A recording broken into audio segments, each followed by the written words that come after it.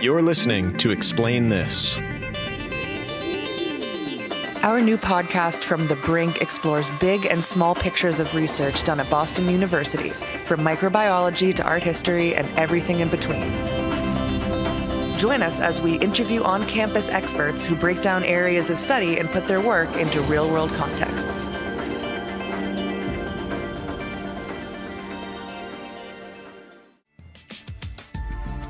The way that English is spoken in Boston is in and of itself regionally distinct, right? So we have New England English, and there are features of New England English that are configured in a particular way in the greater Boston area. And a question that arises is the way that Spanish is being spoken in Boston somehow influenced by the way English is spoken in Boston? Daniel Erker is a sociolinguist, which means his research is focused on how human factors like class, migration, and contact influence the way we communicate with each other.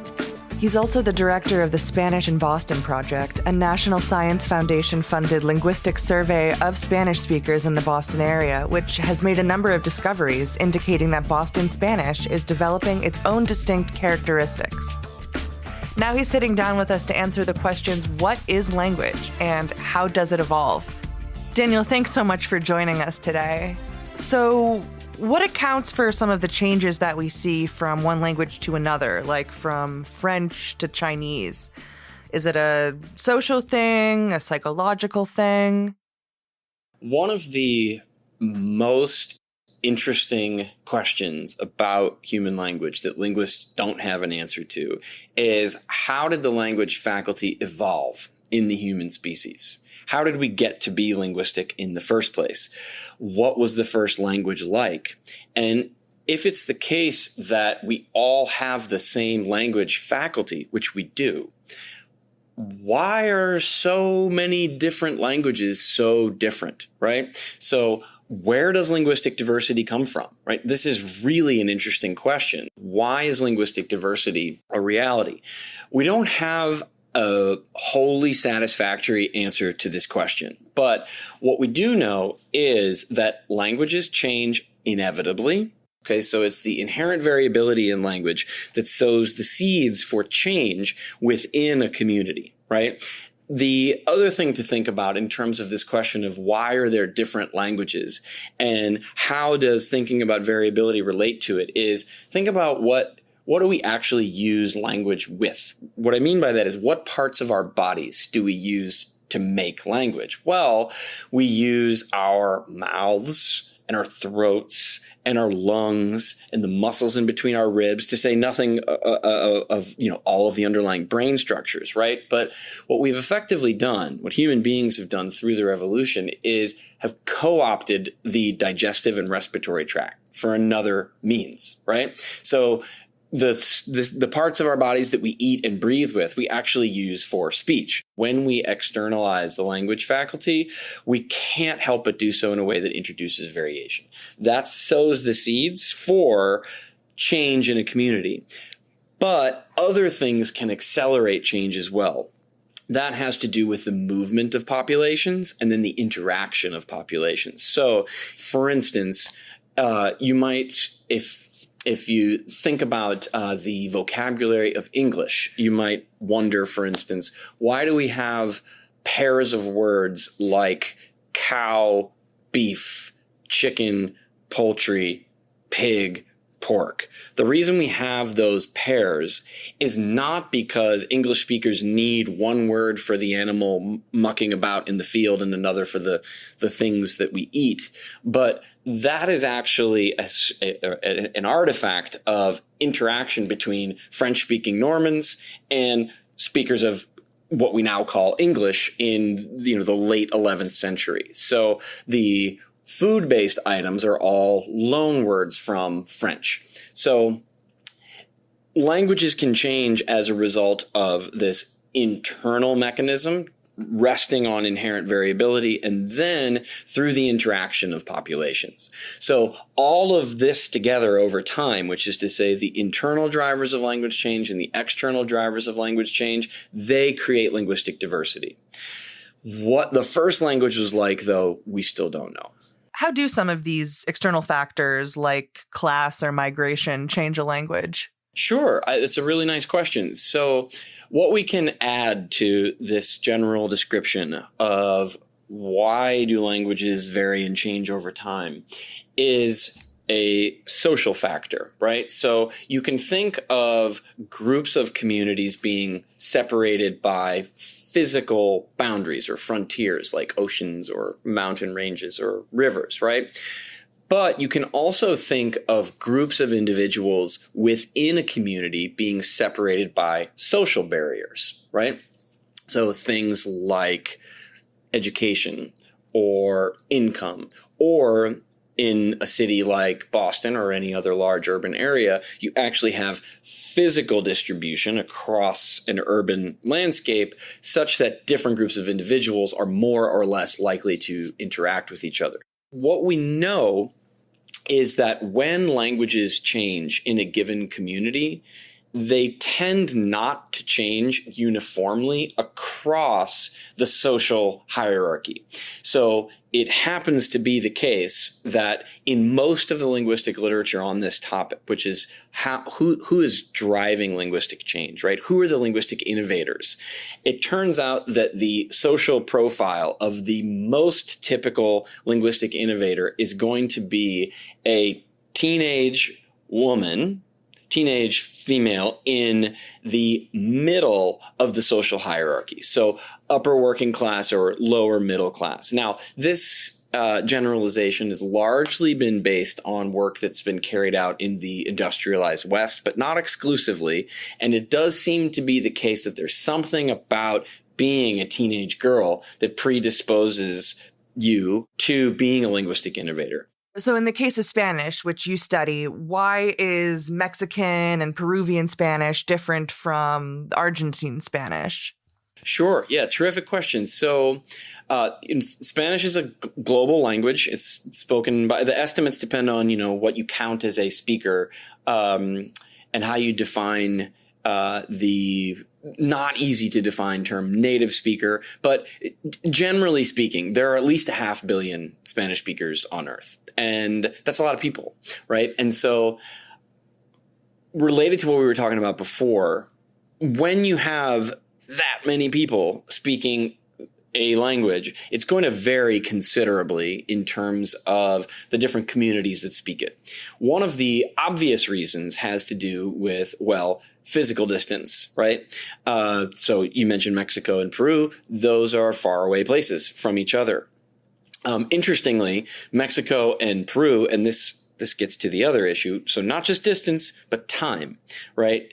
And the historical relationship to the presumed geographic source of the Spanish language, which is, the northern central part of the Iberian Peninsula. But in any case, the relationship that Mexico and Peru had with the Spanish Empire during the period of colonial expansion was really rather different than the relationship that, say, what we call now Argentina had with Spain and what Nicaragua had with Spain. So a lot of the variability that we see in, say, Mexico and Peru in relation to the Iberian Peninsular varieties of Spanish, in contrast with, say, Argentine Spanish, has to do with this fact that Mexico and Peru were really intimately connected with the Spanish Empire during colonial expansion. So they set up in these two places what they called the viceroyalties. They were effectively imperial outposts in the quote-unquote New World.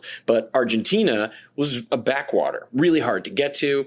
And so when there were linguistic changes, so think about this as, 500 years, right?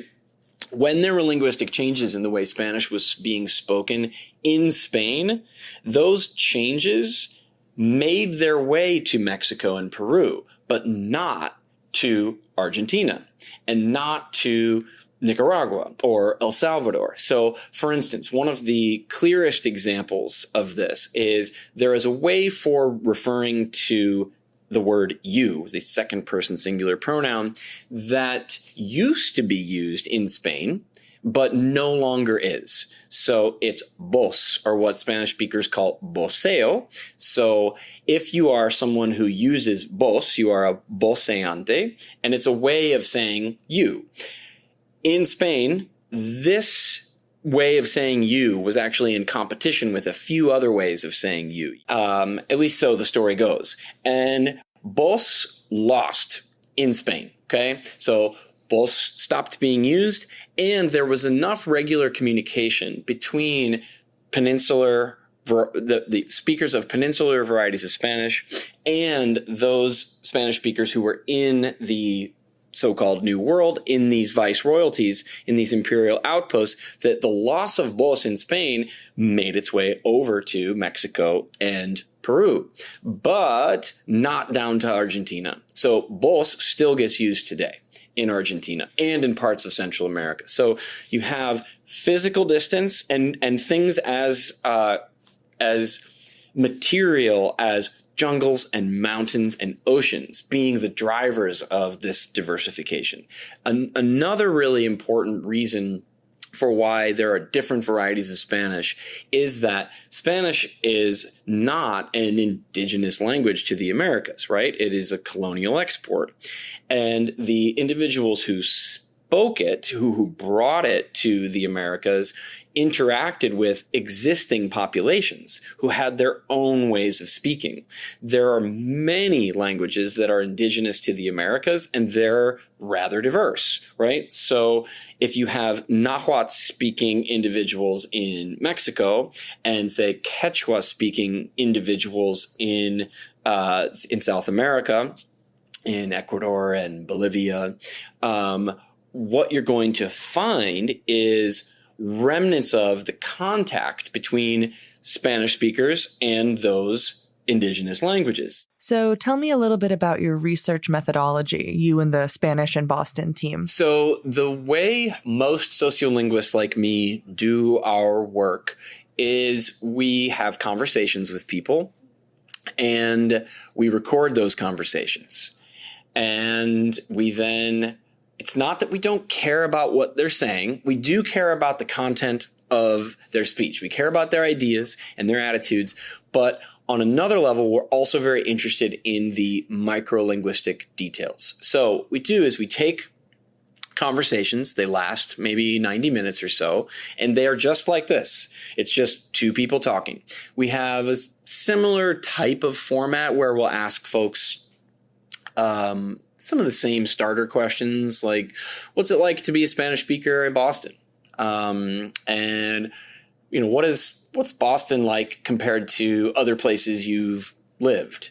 And we just get them going, having a conversation while recording them using a very high fidelity microphone at a very needlessly high sampling rate, so that we can then subject the audio to acoustic analysis. So what we do is we take the conversation, we transcribe it, and then we use acoustic phonetic software to measure various aspects of the individual's speech. We also annotate their speech to look at these above sound level phenomena like words, which are themselves decomposable into sounds. So we're interested in sounds, but also words and then structures. We build a quantitative model of each person's speech for a range of features. So we look at how they produce their S's, how they fill their pauses, how they use pronouns, whether they put subjects before or after verbs. We basically create a linguistic profile for them. So you found that Spanish speakers in Boston have their own unique linguistic elements and idiosyncrasies. There is a large contribution of Spanish speakers from many parts of the world here in Boston. So there's extensive dialect diversity here in Boston, but with this interesting differentiating feature that there's more voceantes here in Boston than you get in New York. So there's, in that sense, there's similarities and differences between these big urban cities. And then the Northeast, in terms of how Spanish is spoken and the history of Spanish in this area, is also importantly different from Spanish in the Southwest of the United States and in urban areas in, say, the Midwest, and even in the rural Southeast of the United States, where there's been very substantial growth in Spanish speakers. So one of the things that is also interesting and kind of fun is that the way that English is spoken in Boston is in and of itself regionally distinct, right? So we have New England English, and there are features of New England English that are configured in a particular way in the greater Boston area. And a question that arises is the way that Spanish is being spoken in Boston somehow influenced by the way English is spoken in Boston? And it's a tough question to answer. There are a few data points that in the interviews that constitute the primary data for my study that suggest that the R-lessness of American English as it is spoken by some fraction of Bostonians has had some impact on at least some of the vocabulary of Spanish in Boston.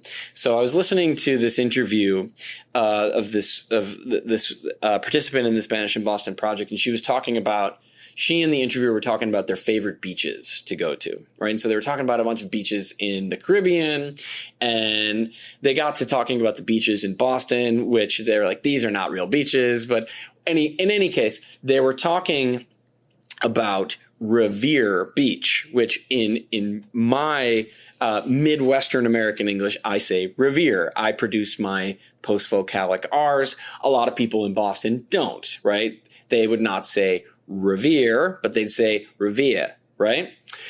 This individual speaking in Spanish, talking about the various beaches in Boston, mentioned that her favorite beach in Boston was La Playa Rivilla.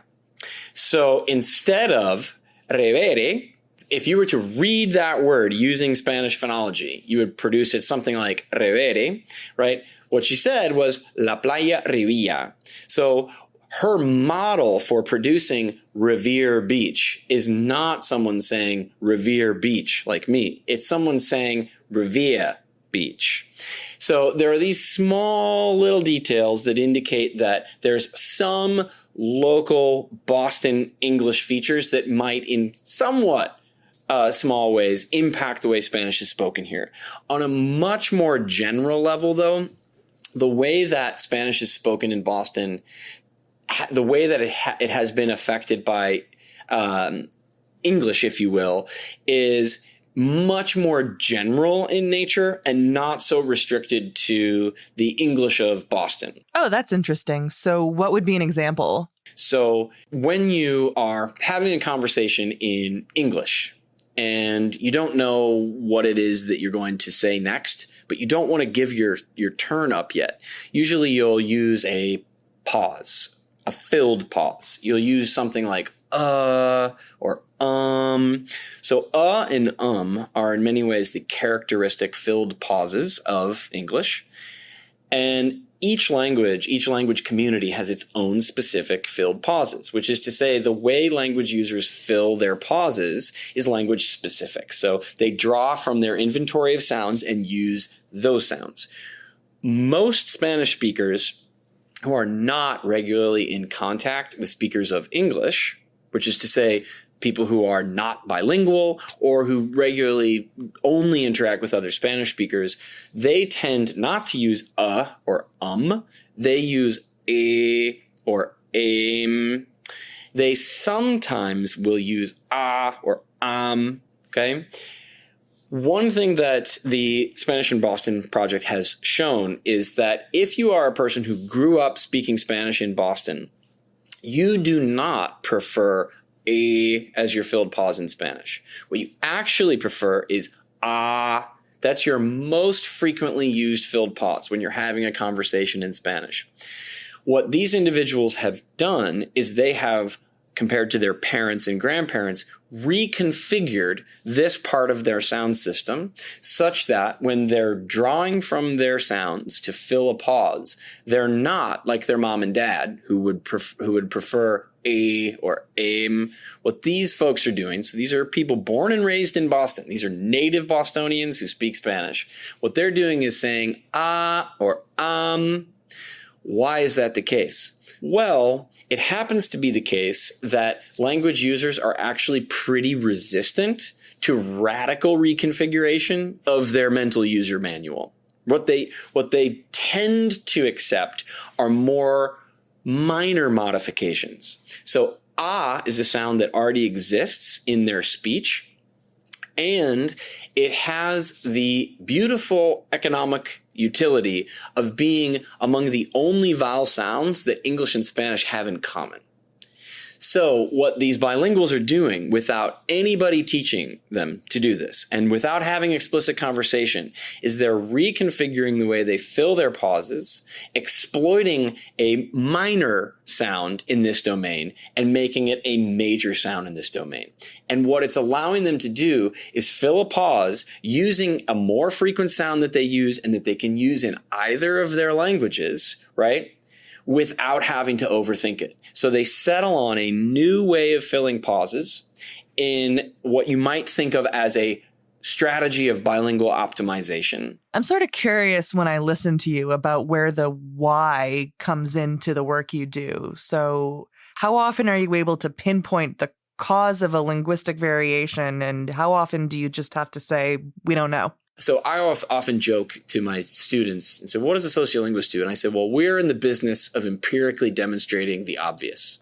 And it's true, right? So it's like, well, of course, I know that. It's like, yeah, but you don't have the data, right? And so we're out collecting the data to demonstrate the obvious in many cases. But when we're doing something more than that, what we're doing is trying to make a case for why might a language be used by a particular individual in a particular community in the way that it is for reasons that draw on their cognition, their physical body, and also their social place in the world. So it is a story that we'll try to tell based in evidence, but it can't be a certainty when trying to understand why a particular change occurred. It's at best a plausible account, and that's the nature of the field. Well, that makes a lot of sense, and it's illuminating. So thank you for that, and thank you for coming in and talking with us today. We really appreciate it.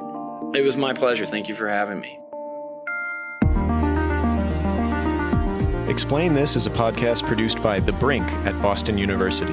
This episode was mixed by Andrew Halleck and edited by Sophie Yarin. To learn more about us, go to bu.edu/brink. Stay curious out there, folks. We'll see you next time.